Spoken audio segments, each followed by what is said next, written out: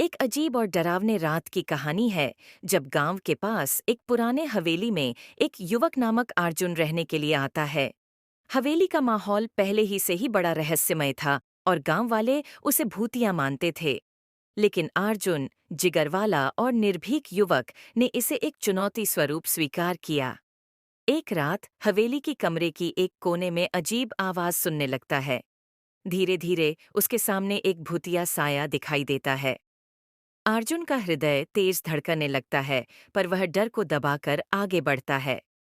साया बड़ी धीरे धीरे उसकी ओर बढ़ता है और अर्जुन को लगता है कि कुछ बुरा होने वाला है। बात ऐसे ही बढ़ती है कि वह साया एक पुराने आत्मा का है, जिसने कई सालों से इस हवेली में बंदी रहकर अपने आत्मा की शांति का इंतजार किया है। अर्जुन को धीरे धीरे यह बात समझ में आती है कि उसे इस भूतिया हवेली के रहस्य को सुलझाने की जिम्मेदारी संभालनी होगी। हवेली के अंदर अर्जुन को विभिन्न रहस्यमयी कमरों में जाना पड़ता है।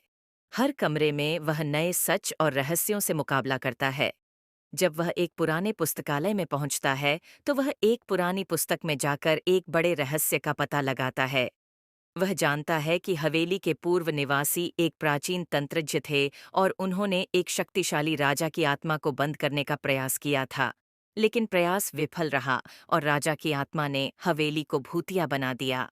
अर्जुन ने तात्कालिक गुरुकुल से प्राप्त ज्ञान का सहारा लेकर राजा की आत्मा को मुक्त करने का प्रयास किया। उसने प्राचीन मंत्रों का उपयोग करके एक पवित्र क्रिया का आयोजन किया।